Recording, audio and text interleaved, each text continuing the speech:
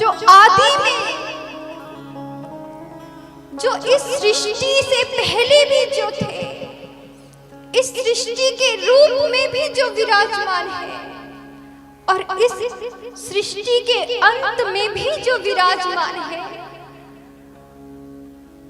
उन सत्य स्वरूप भगवान को प्रणाम करते हैं। श्री वेद व्यास जी कह रहे हैं भगवान के 3 रूप है, सत, चित और आनंद।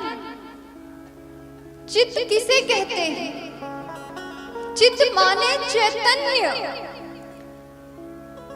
चैतन्य माने आत्मा, जो हम सभी प्राणियों के भीतर है ना, इस देह में।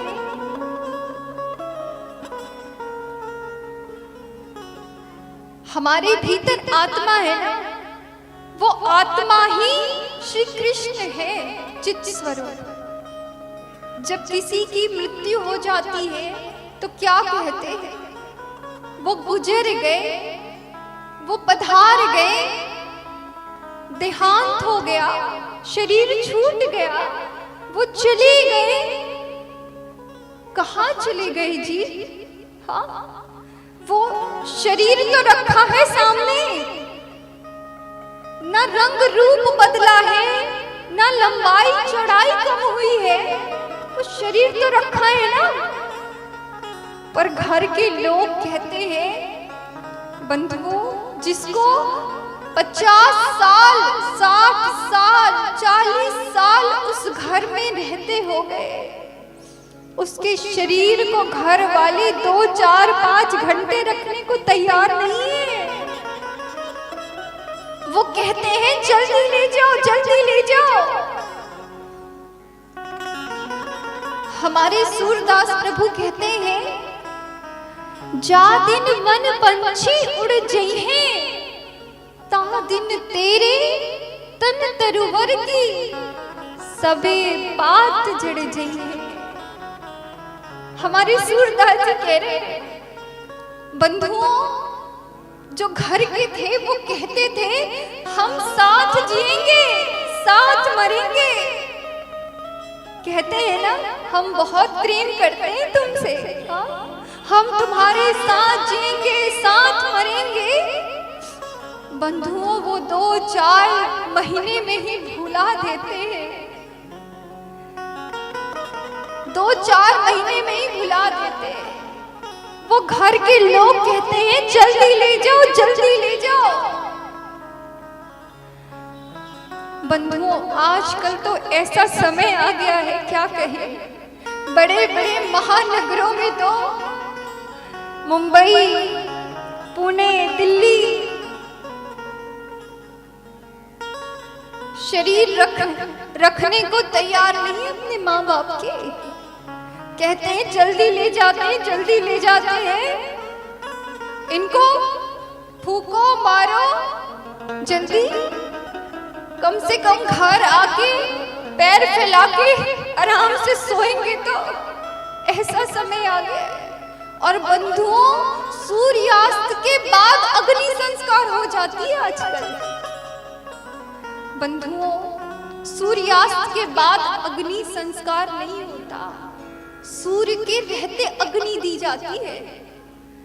पर आजकल तो बड़ी विडंबना है। हाँ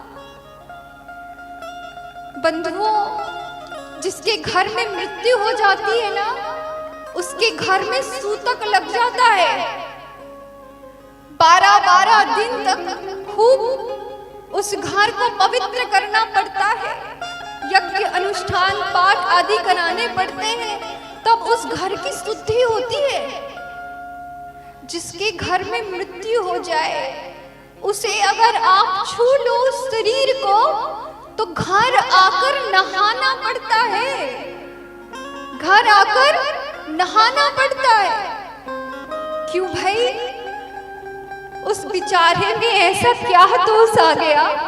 हाँ, क्या उस बेचारे ने ऐसा क्या अपराध कर दिया जो छुए पे नहाना पड़ता है? बंधुओं, नहाना पड़ता है।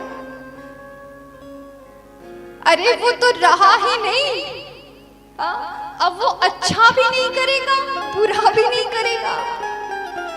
तो बंधुओं, उसको छुए पे नहाना पड़ता है। तो उसे छुए पे क्यों नहाना पड़ता है?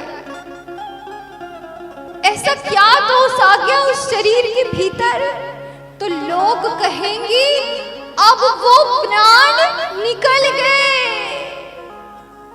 और बंधुओं, इस प्राण के निकलते ही ये शरीर इतना अपवित्र हो जाता है, इतना अपवित्र हो जाता है कि उसे छुए पे नहाना पड़ता है।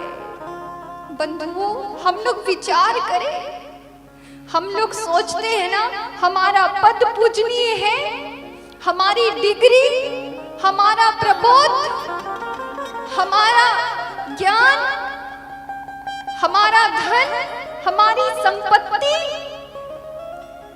बंधुओं, जब विचारेंगे तो कुछ पूजनीय नहीं है। जब तक इस शरीर के भीतर वो आत्मा है, तब तक सब लोग खूब प्रेम करेंगे, खूब अपनापन दिखाएंगे। अरे तुम्हारे बिना दिल नहीं लगता, तुमसे 4 दिन हो गए बात नहीं हुई। वो पैर छूना, वो सम्मान, वो आदर इस शरीर का नहीं है। हमारे इस शरीर के भीतर जो आत्मा है ना, उसका है बंधुओं। और जिस दिन इस शरीर से वो आत्मा निकल जाती है ना, ये शरीर किसी काम का नहीं रहता। हाथ, पांव, आंख, नाक सब रहेंगे, पर किसी काम के नहीं रहेंगे, सब निर्जीव। तो पवित्र वस्तु क्या है?